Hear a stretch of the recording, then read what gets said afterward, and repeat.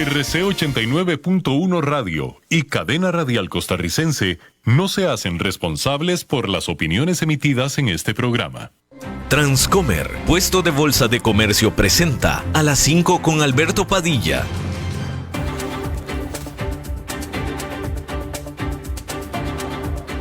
Inicia A las 5 con Alberto Padilla. Un programa diseñado con el objetivo de llevarte diariamente un tema de actualidad, acompañado siempre de reconocidos editorialistas. De lunes a viernes a las 5 de la tarde por CRC 89.1 Radio. A las 5 con Alberto Padilla. Hola, ¿qué tal? Saludos, bienvenidos a esta emisión de A las 5 con su servidor Alberto Padilla. Muchísimas gracias por estarnos acompañando. Gracias por estar ahí. Le mando cálidos saludos desde la señal de CRC 89.1 Radio en San José, Costa Rica, desde donde estamos transmitiendo hasta el punto, en el tiempo, en el espacio en el que usted nos está escuchando, porque estamos saliendo en diferentes vías simultáneamente, por ejemplo, en Facebook Live, en la página de este programa, A las 5 con Alberto Padilla. Estamos disponibles en el canal de YouTube de este programa. Estamos en podcast en las principales plataformas, como Spotify, Apple Podcast, Google Podcast y otras 5 importantes más. Estamos disponibles en TikTok también. En Costa Rica, en donde este programa sale en vivo en este momento a las 5 de la tarde, se repite todos los días a las 10 de la noche aquí en CRC 89.1 Radio. En esta ocasión me acompaña, tratando de controlar los incontrolables, el señor Eduardo Chavarría, y la producción general de este programa, siempre poderosa desde Colombia, a cargo del señor Mauricio Sandoval. Bien, hay que comenzar informándole acerca de los cada vez mayores nerviosismos que tienen, o cada vez mayor nerviosismo que están sufriendo, no nada más el consumidor o el ciudadano promedio de los Estados Unidos con respecto a su situación, con respecto a la economía, sino también los inversionistas. Como habíamos estado viendo en esta semana, por ejemplo, los inversionistas están, por decirlo menos, muy nerviosos con el estado de la economía y sobre todo con las perspectivas de la economía respecto de las decisiones de política económica y comercial del presidente Donald Trump. Ante esto, el dato que se iba y que se dio a conocer este miércoles, discúlpeme, sobre la inflación en los Estados Unidos era absolutamente crucial, sobre todo porque tanto se teme que la política comercial de Donald Trump, que es a base a punta de aranceles, va a tener efectivamente, ese es el consenso, efectos sobre los precios. Bueno, pues hay que decir que el dato de este miércoles proveyó algo de alivio a estos nerviosismos, porque este dato mostró que los precios al consumidor subieron solamente 0,2% mensual durante febrero, que es una caída notable respecto al 0,5% que se presentó en enero. De tal manera que esto calma los temores generalizados sobre el estado de la economía y el estado de las finanzas de las familias de Estados Unidos. Sin embargo, hay que decir que la inflación anual, con todo y que subió menos de lo que se esperaba, porque se estaba esperando una inflación anual de 2,9, la inflación a febrero fue de 2,8. Eso está bien.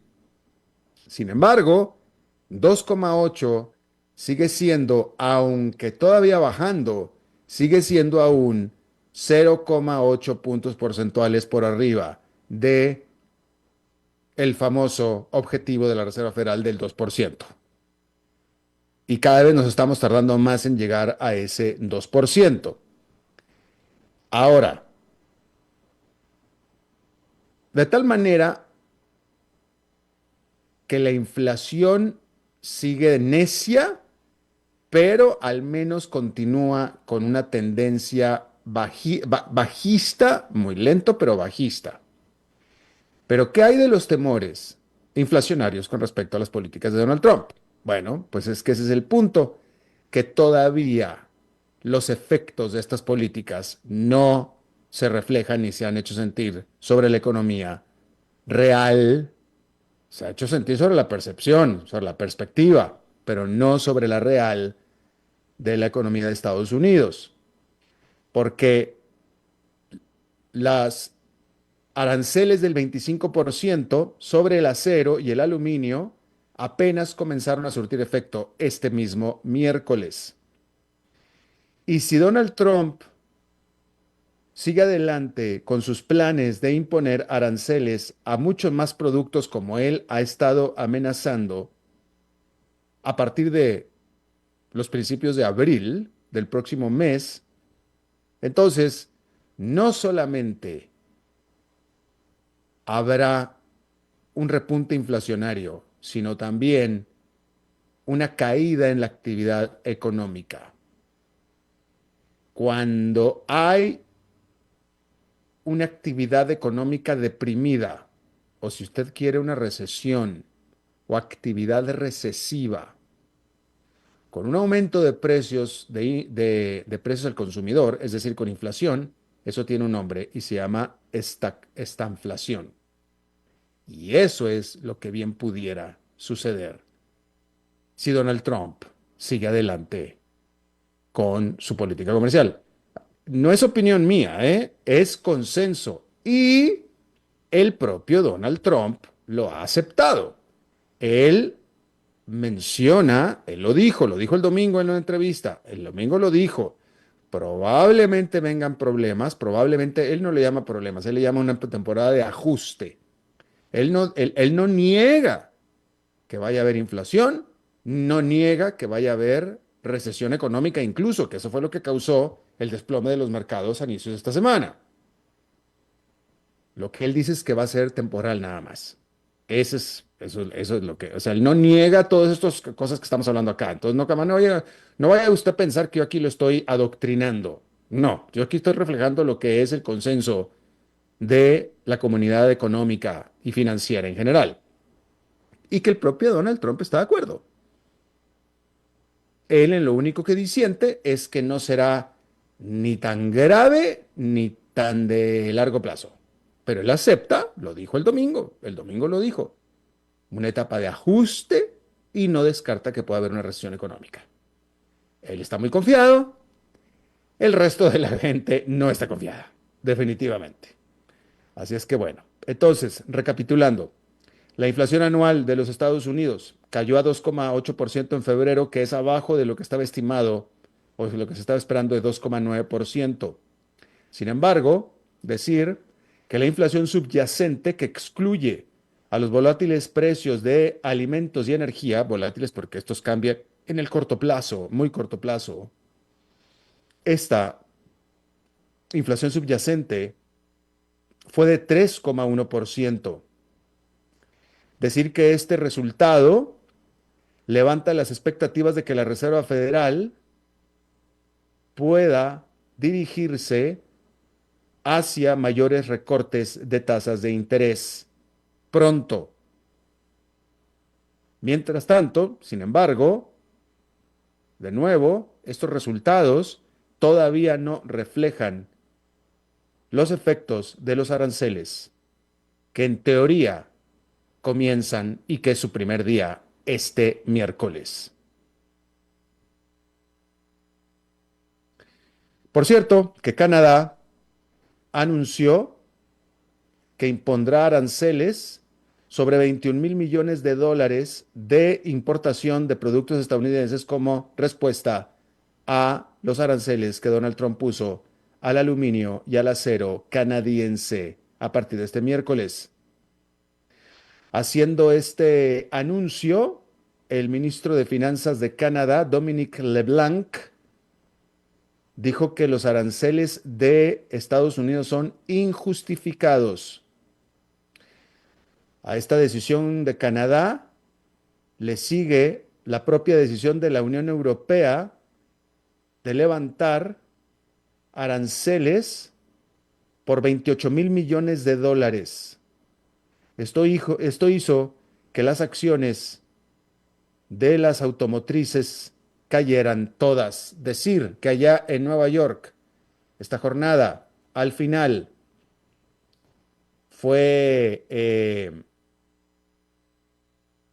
mixta, mayoritariamente positiva, por excepción del Dow Jones, que cayó, pero el Dow Jones solamente son 30 acciones de las empresas más grandes, pero son solamente 30 acciones, a diferencia del S&P 500, que son 500 acciones.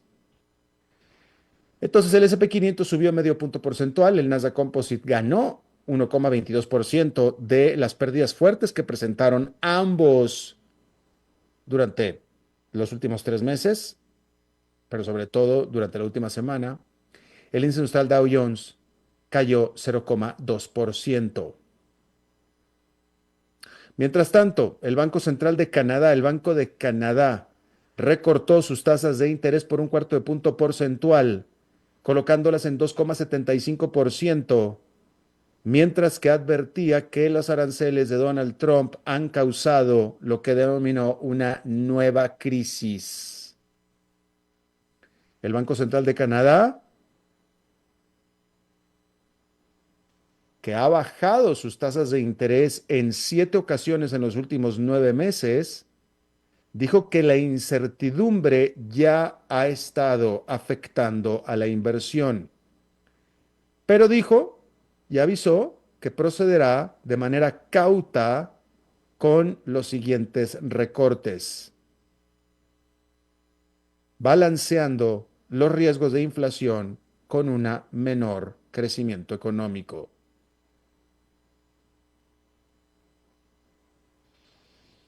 El presidente de Rusia, Vladimir Putin, visitó a sus tropas rusas, por supuesto, en Kursk, región fronteriza con Ucrania.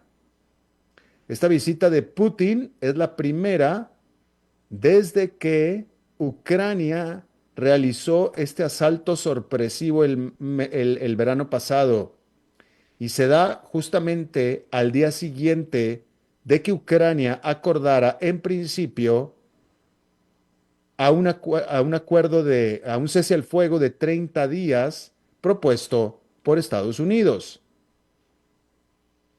Ese fue Ucrania con Estados Unidos en Arabia Saudita.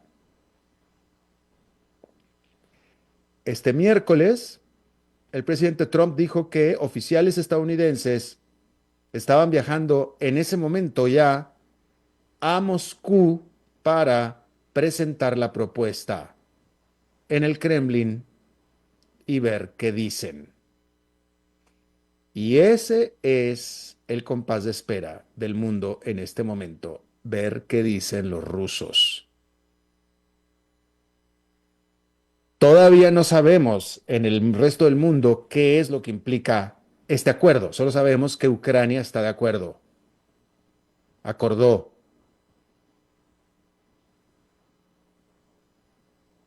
Si Rusia está de acuerdo con ese acuerdo, tremendo gol, tremendo éxito, tremendo gol para Estados Unidos y tremendo éxito para el mundo, que finalmente habrá paz. Es un acuerdo de cese al fuego temporal, pero, de nuevo, no sabemos qué lleva ese acuerdo. Solo sabemos que Ucrania lo aceptó. Y hasta ahora, los objetivos de Ucrania y los objetivos de Rusia estaban totalmente encontrados, por eso estaban en guerra.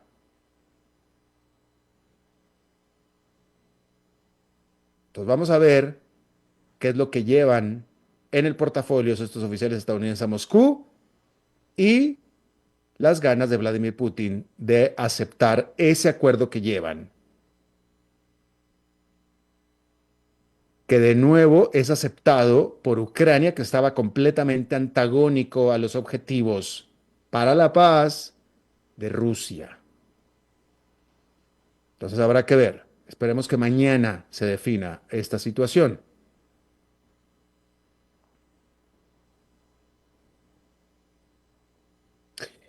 Bueno, en otras áreas de conflicto terrible, decir que el ejército de Pakistán anunció con bombo y platillo que liberó a 300 rehenes que habían sido secuestrados dentro del tren en el que viajaban. Bueno, digamos que el ejército de Pakistán dio dos noticias, una buena y una mala. La buena fue que liberó a 300 rehenes. La mala fue que murieron 21 rehenes en esta liberación triunfalista. Resulta que el ejército entró con todo a liberar o rescatar este tren que había sido secuestrado por estos terroristas. Y en la operación no tan quirúrgica, y por supuesto con cero negociación, murieron 21 rehenes y todos los secuestradores, que eran 33. Los mataron a todos. Es decir, que el ejército pakistaní entró con todo. No duró ni 24 horas el secuestro. En 24 horas difícilmente, me imagino, yo no soy ningún negociador de secuestros, ¿verdad? Pero era todo un tren con más de 300 pasajeros, entonces era un tren con varios vagones. Entonces, pues en tan poquito tiempo me parece muy difícil que pudo haber habido demasiada planeación para el rescate, como para hacer una operación quirúrgica que me refería hace un momento. Evidentemente no fue una operación quirúrgica y se me antoja incluso una operación bastante precipitada, en la que muy seguramente las autoridades sabían que si entraban precipitadamente iban a morir rehenes y dijeron, no importa.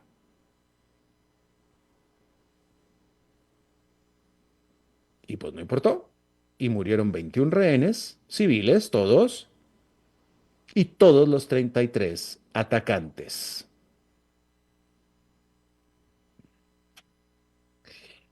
Eso es en Pakistán. Otra región que está cayendo mal, mal, mal, en situación mal, es Siria.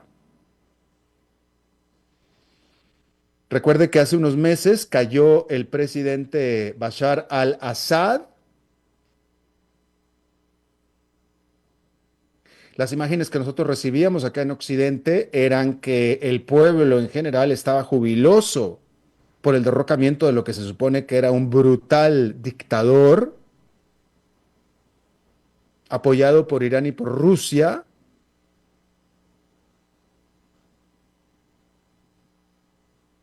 Y eso era lo que nosotros, con eso nos quedamos, con eso nos quedamos. Y que entró un nuevo presidente que prometió, uno, democracia y dos, inclusión a todos los grupos étnicos. Resulta que uno de estos grupos étnicos y religiosos de una minoría es a la que pertenece el presidente derrocado Assad, Bashar al-Assad. Y ese pequeño grupo es el que ha estado en conflicto, estalló en conflicto con el gobierno. De tal manera que en este momento este país está sufriendo la peor violencia sectaria desde que cayó ese régimen. Insurgentes de la minoría alawite, de la cual pertenece Assad, lanzaron un asalto coordinado a edificios gubernamentales a todo lo largo y ancho de la parte oeste occidental de Siria. Tropas leales al nuevo gobierno militar alawite, representado por un consejo y liderado por uno de los ex generales del ejército de Assad, emboscaron vehículos y tomaron hospitales. Como respuesta a esta acción, soldados leales al nuevo líder de Siria, y digo soldados porque son hombres armados, pero no son soldados oficiales, son hombres armados, leales al nuevo líder de Siria, Ahmed al-Sharaa, junto con facciones yihadistas, comenzaron a avanzar sobre el territorio que ocupa esta minoría alawite. A partir del 6 de marzo pasado,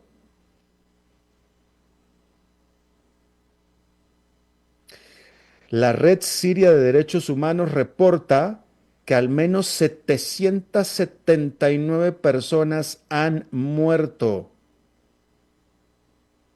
Básicamente 50% por parte de las fuerzas progubernamentales y el otro 50% por parte de militantes pro-Assad. Es decir, que se están dando con todo. 779 personas han muerto en solamente una semana. Videos que se han subido a redes sociales aparentemente muestran evidencia de ejecuciones sumarias de civiles por parte de fuerzas de seguridad del gobierno en el poder en este momento.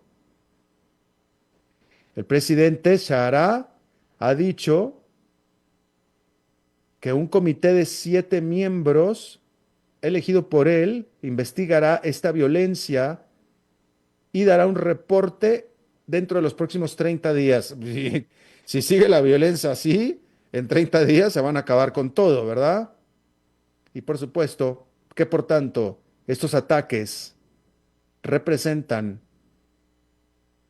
el mucho peor, más serio amenaza al gobierno hasta ahora, a su gobierno que recién comienza.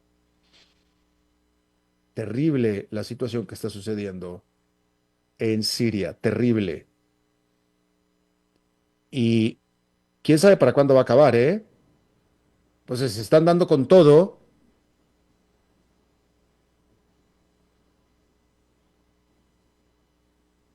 Y no parece que haya un proceso de negociación.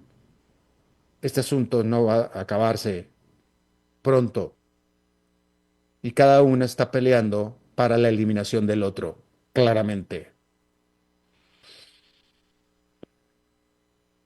En el país de Georgia, una corte sentenció al expresidente Mikhail Saakashvili.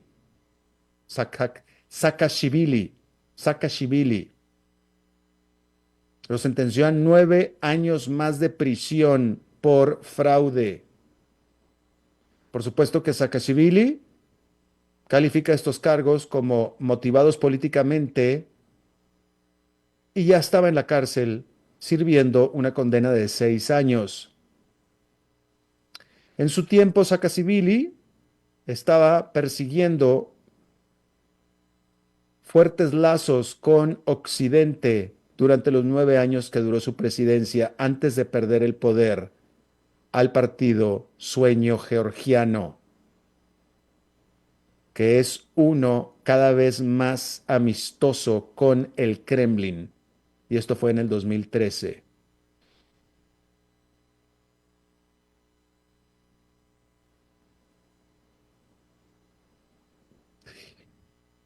Bien, mencionarle.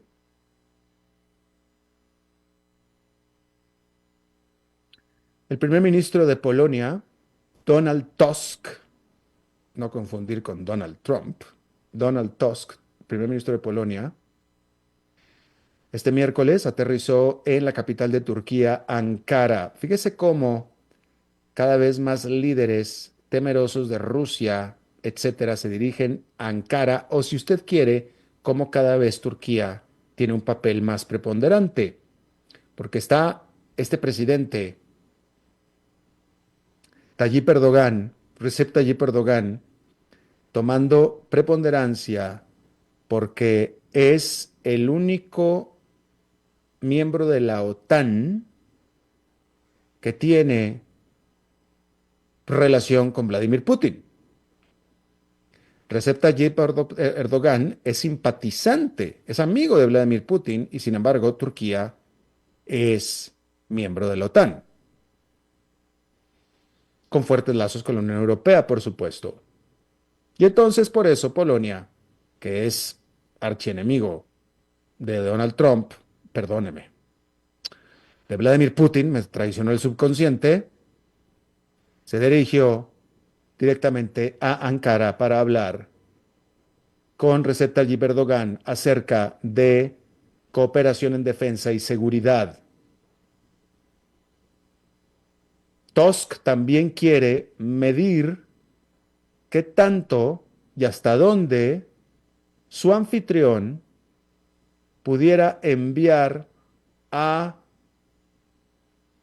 soldados de paz a proveer garantías de seguridad a Ucrania, que es una idea que los oficiales turcos habían sugerido con anterioridad.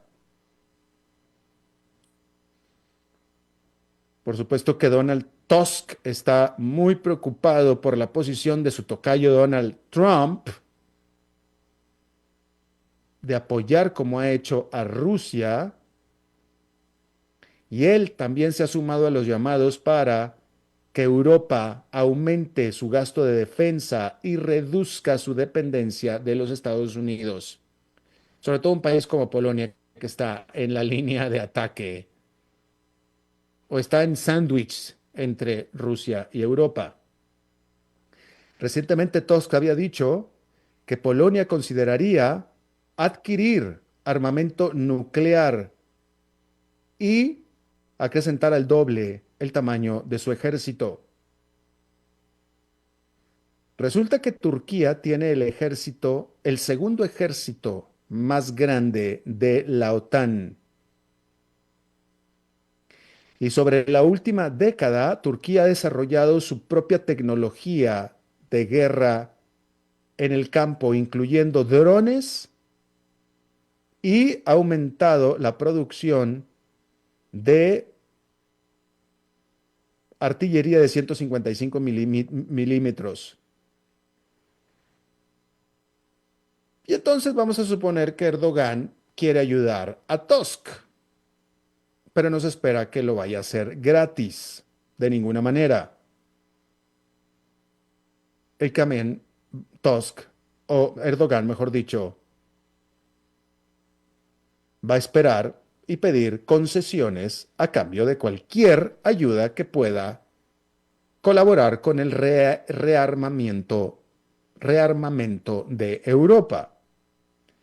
Y se espera que estos vayan a incluir muy probablemente, por ejemplo, viajes libres de visas para los ciudadanos turcos dentro de Europa y una nueva unión aduanera con la Unión Europea.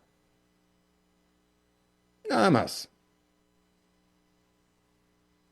De tal manera que Europa definitivamente necesita a Turquía. Y por tanto, Erdogan va a aprovechar esta circunstancia. ¿Qué tal Turquía, eh? ¿Cómo se ha hecho a sí mismo relevante, importante y clave, geopolíticamente hablando? Solita, esperando el momento ideal. Y llegó, y ahora lo está aprovechando. Nada mal. Rápidamente mencionarle.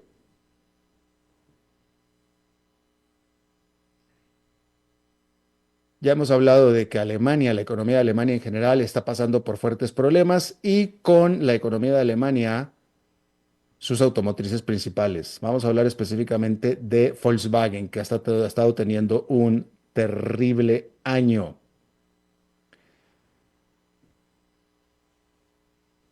Esta semana, el martes concretamente, Volkswagen, que es la segunda automotriz más grande del mundo, reveló que sus utilidades de operación cayeron por 15% anual. Reportó ingresos de alrededor de 354 mil millones de dólares, que son prácticamente los mismos que reportó en el 2023, es decir, no aumentó sus ingresos, pero sin embargo, su margen operativo cayó del 7% al 5,9%, más de un punto porcentual. Resulta que este gigante automotriz alemán está batallando para adaptarse en este momento en que en toda la industria está transformándose, toda la industria automotriz del mundo se está transformando.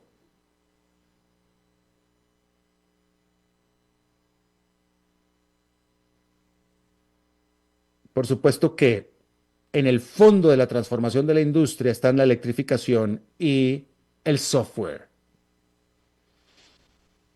en el que los automóviles prácticamente son una computadora con neumáticos,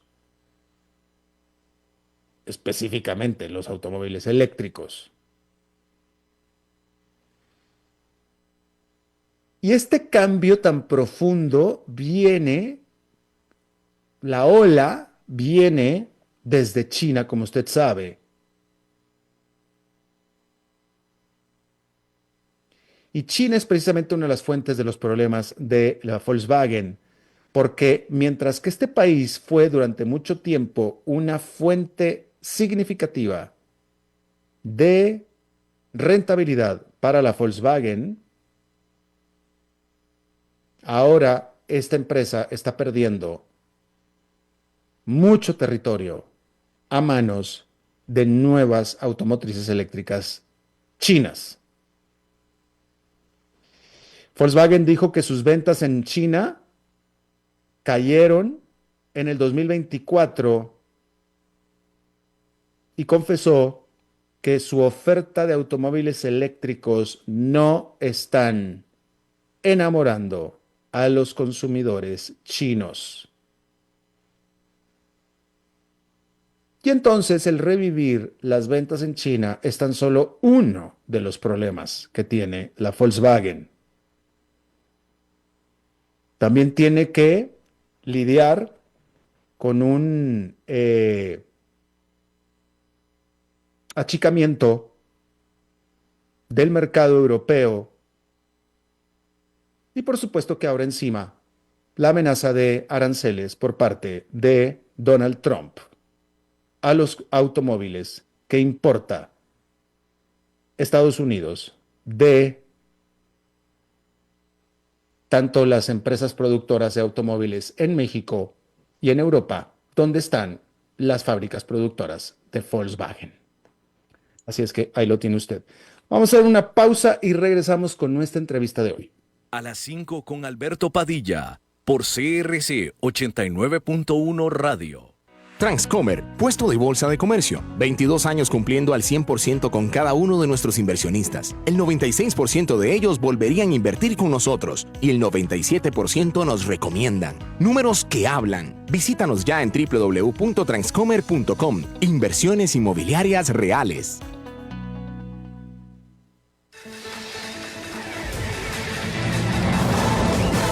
Infórmate de la actualidad del país y el mundo con nosotros. Todos los días, desde las 6 de la mañana, iniciamos con el noticiero matutino y luego seguimos con informativos de la hora hasta las 6 de la tarde. Aquí vos te informás rápido y con profundidad. Somos Noticias CRC 89.1 Radio.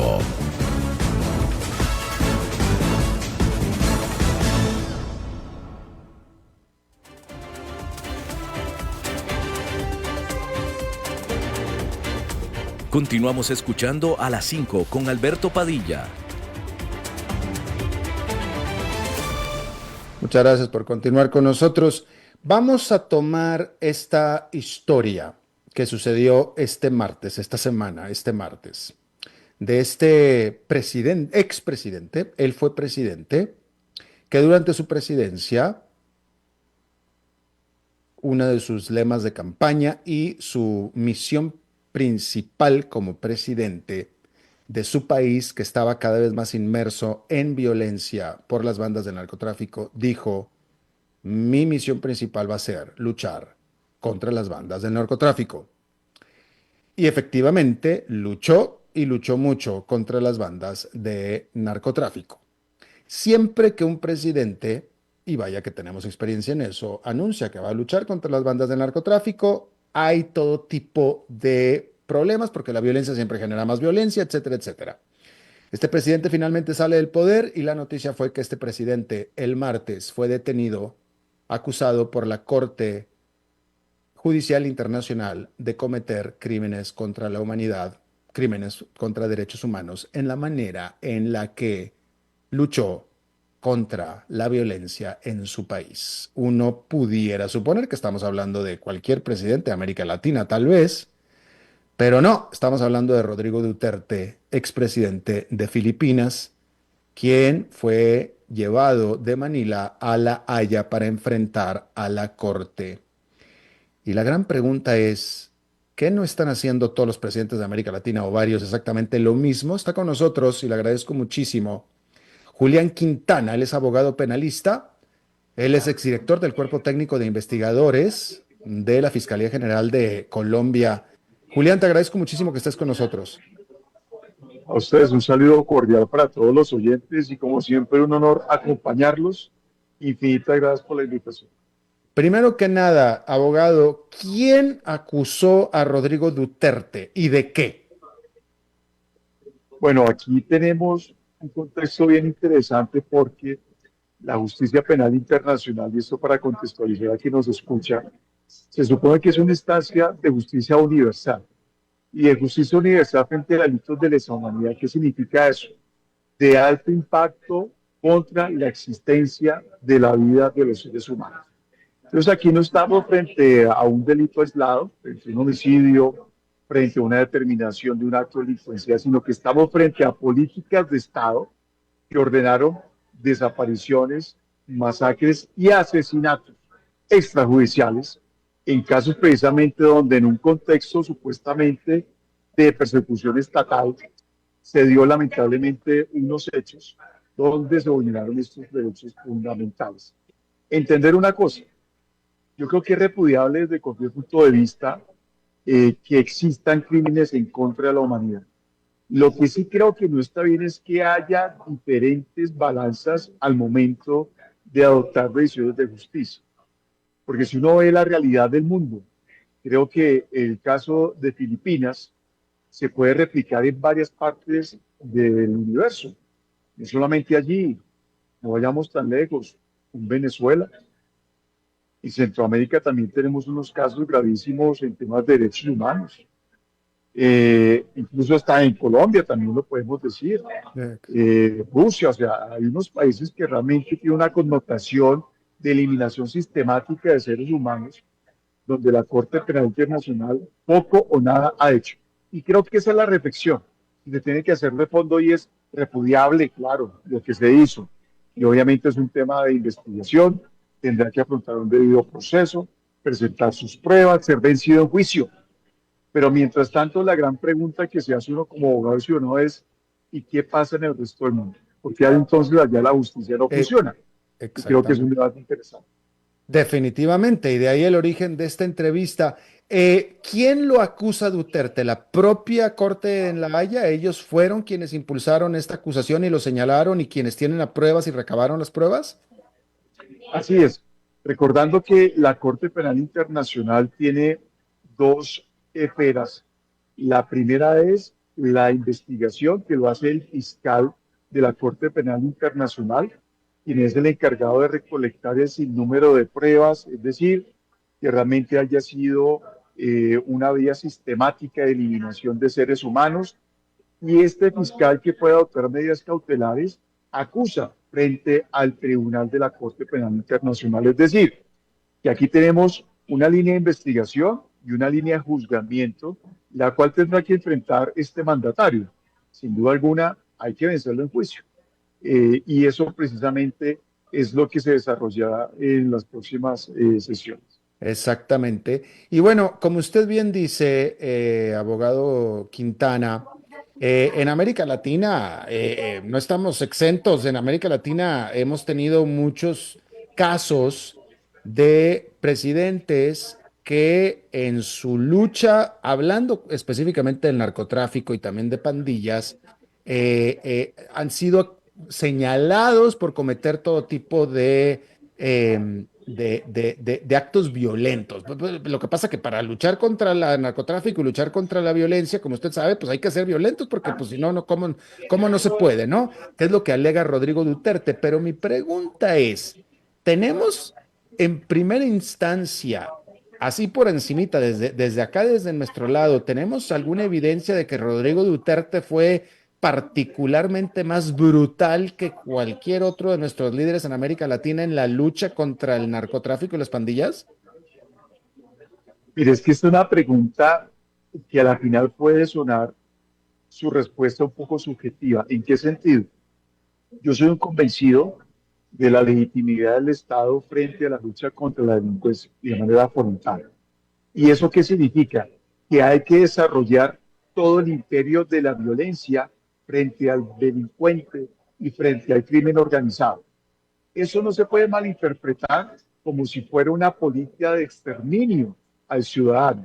Aquí lo que tiene que ser, y que creo que en eso tiene que ser rigurosa, la Corte Penal Internacional es si efectivamente existe un desconocimiento de los parámetros estatales frente a los límites de la persecución, porque hay unos límites sin duda alguna. Por ejemplo, no se puede matar ciudadanos de manera extrajudicial, tienen que afrontar un debido proceso, no se puede hacer desapariciones. Digamos que es una violencia que no es legitimada por el Estado, pero otro tipo de violencia que sí, el sector estatal se encuentra con un grupo delincuencial y hay un enfrentamiento y en ese enfrentamiento muere un delincuente, eso es violencia permitida, es legitimado.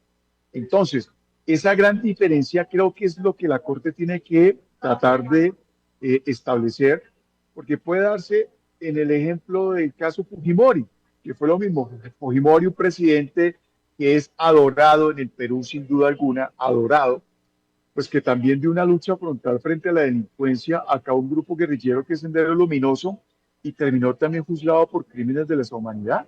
Ahí están las consecuencias. El tema es, Fujimori se salió de los parámetros legales para combatir la delincuencia porque lo que no puede hacer un mandatario es actuar como delincuencia para poder atacar a un delincuente. Tiene que actuar dentro de los parámetros estatales para perseguir la delincuencia.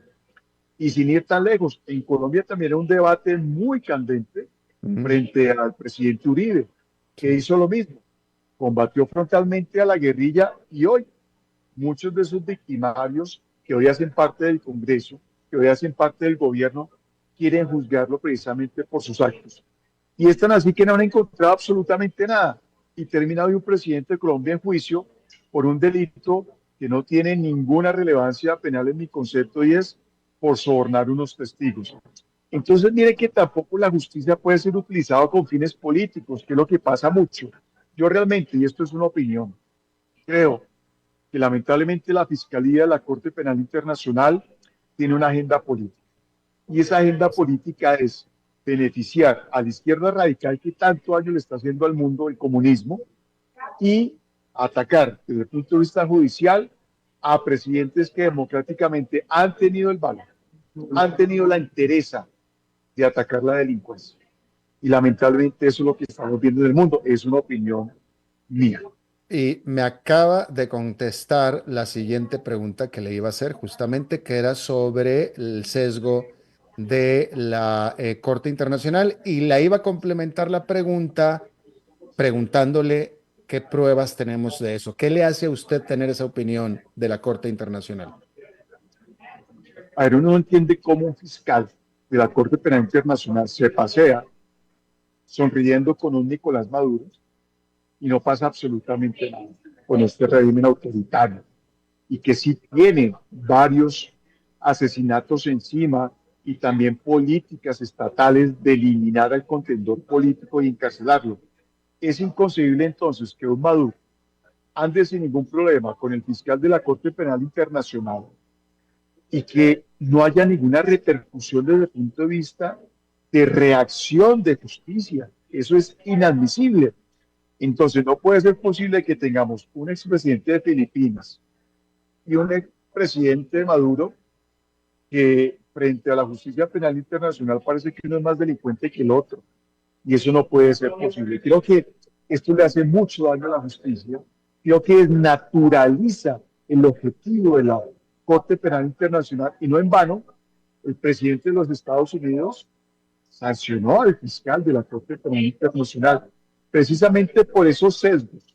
Entonces yo sí creo que si esta justicia realmente quiere reunificar la justicia, lo primero es apartarse de la agenda política global de la izquierda radical. Y de lo contrario, pues van a quedar muy mal legitimados frente a las decisiones que adopten y van a tener estos problemas que todo el mundo va a cuestionar y que son decisiones políticas y no son decisiones judiciales. La Corte Internacional depende de las Naciones Unidas, ¿cierto? Así es, así es. Si lo que usted dice fuera cierto, en teoría, quien corre demasiado peligro, hablando de lo que estamos hablando, sería Nayib Bukele de El Salvador. Una discusión bien interesante la que usted plantea. Mire, es una política estatal de tolerancia cero a la delincuencia, que incluso es defendida por muchos criminólogos internacionales y con mucha autoridad. Y esa política de tolerancia cero significa que ante cualquier efecto delictivo es implacable la persecución estatal. Lo que hablábamos en un inicio, si está la persecución dentro de los parámetros del derecho y del Estado, incluso universal, no hay ningún problema. El inconveniente es salirse de esa línea tanto internacional como también de derecho local, porque si hay una frontera delgada y no tiene ese mandatario la precaución de estar por esos linderos, seguramente, y que no puede ser una sorpresa, hasta el día de mañana le llega a Bukele una investigación de la Corte Penal Internacional con captura. Es que hasta esos extremos podemos llegar al absurdo de que ahora los buenos son los malos y los malos son los héroes en el mundo. Terrible y aberrante esta posición. Ahora, al final quien arrestó a Duterte fue la autoridad del gobierno local de Filipinas. Es decir, quien está ahorita en el poder son opositores de Duterte. Son ellos quienes al final lo arrestaron, se lo entregaron a la corte, ¿cierto? Así es. Claro, porque es una decisión jurisdiccional internacional donde los países que han suscrito los tratados están obligados a cumplir esas decisiones internacionales. Por eso, la justicia interna o donde funcione la Corte Penal Internacional tiene la obligación de hacer la captura, pero tienen que ponerlo a disposición de la autoridad que lo requiere. En este caso, la Corte Penal Internacional. Pero sin duda alguna esa reflexión que usted hace, creo que da la razón al argumento que estamos esbozando, que es decir, opositores aprovechando tintes políticos utilizan la justicia internacional para aplastar a sus contradictores. Y creo que este caso es uno de ellos. Ojalá me equivoque, pero creo que las evidencias nos da para eso. Me pareció que leí que al final Filipinas no era signataria con la Corte Internacional. ¿Usted me puede corroborar ese dato? Bueno, yo hasta donde tengo entendido lo es. Sin embargo, esto es una justicia universal. Y en caso tal que no lo fuera, también podría, si no lo fuera, hacer efectiva una orden de captura internacional. Obviamente que podría haber un tratado bilateral de la Corte frente al país, así no sea signatario, pero aquí creo que lo relevante es que Filipinas hizo cumplimiento de una orden de captura internacional, independientemente que sea signatario por un acuerdo bilateral. Si es signatario, incluso la podría hacer efectiva sin ningún inconveniente. ¿A usted le parece que con todo y lo que hemos hablado aquí en esta entrevista, el fiscal, la fiscalía, la corte, tiene pruebas fehacientes en contra de Rodrigo Duterte? A ver, creo que sería un poco anticipado y responsable decir si las hay, porque esto es lo que se va a ver en el juicio. Ahora lo que tenemos es una medida cautelar, ¿sí?, donde no hay una condena, pero donde la fiscalía tiene precisamente que mostrarle al mundo cuáles son las pruebas. Ahora tenemos anuncios de prensa, tenemos tal vez algunos recortes donde avisan algunas denuncias frente a masacres, desapariciones, etcétera. Pero creo que es muy importante las pruebas que va a mostrar la Corte en este juicio y que va a ser de una trascendencia enorme, porque la Corte tampoco es que trabaje mucho, ¿no? Los casos son muy contados. Entonces creo que va a ser muy interesante el desarrollo de este juicio y que hará la historia si la Corte realmente toma decisiones políticas o si finalmente toma decisiones judiciales. Definitivamente. Y ya para ir terminando, abogado, si me permiten nada más una reflexión conjunta, porque yo creo esto, aunque yo estoy totalmente de acuerdo con usted en el que hay que luchar y combatir la violencia y la delincuencia, pero hay que hacerlo dentro del marco legal, eso es definitivo, pero me preocupa que una acción como esta vaya a hacer temer a nuestros líderes que tanto necesitamos en América Latina, que se dediquen a luchar contra la creciente delincuencia y violencia que hay en nuestra región. Claro, es un mensaje creo que negativo, porque si la mayoría de ciudadanos tiene la visión del suscrito, que la Corte tiene agenda política, claro que se pone en grave peligro la estabilidad de los mandatarios. Porque entonces van a saber que los que hoy son victimarios de estos señores que promueven el crimen organizado, por ejemplo en Colombia, la guerrilla, el ELN, la FARC, etcétera, hoy son los que tienen las mejores relaciones con la Corte Penal Internacional, los que tienen las puertas abiertas en la ONU. Por eso el presidente de los Estados Unidos cortó las ayudas internacionales para Colombia, porque se da cuenta que las ayudas iban para cosas que no tenían ningún fundamento desde el punto de vista de ayuda a Colombia, sino para financiar grupos de abogados, para mirar entonces cómo atacaban judicialmente a la oposición. Y eso no es concebible, y sin duda alguna quita la tranquilidad. Yo creo que los mandatarios tienen que tomar decisiones muy sabias, y si la Corte Penal no da las garantías, apartarse del tratado, salirse del tratado. No hay otra opción. Si no hay garantías, es mejor que el país dé un paso al costado y que esta justicia entonces se vea llamada al fracaso precisamente por la agenda política generativa que tiene en este momento. Y por lo pronto, Colombia está dentro de la Corte. Así es, Colombia está lamentablemente hoy dentro de la Corte Penal Internacional, que nunca ha hecho absolutamente nada por nuestro país. Bueno, pues ahí está. Julián Quintana, abogado penalista, exdirector del Cuerpo Técnico de Investigadores CTI de la Fiscalía General de Colombia. Le agradezco muchísimo que haya charlado de nuevo con nosotros. Muchas gracias. A ustedes, gracias por la invitación y bendiciones. Estén muy bien. Igualmente, gracias. Y bueno, eso es todo lo que tenemos por esta emisión de A las 5 con su servidor Alberto Padilla. Muchísimas gracias por habernos acompañado. Espero que termine su día en buena nota, en buen tono, y nosotros nos reencontramos en 23 horas. Que la pasen muy bien. A las 5 con Alberto Padilla fue traído a ustedes por Transcomer, puesto de bolsa de comercio. Construyamos juntos su futuro. Somos expertos en eso.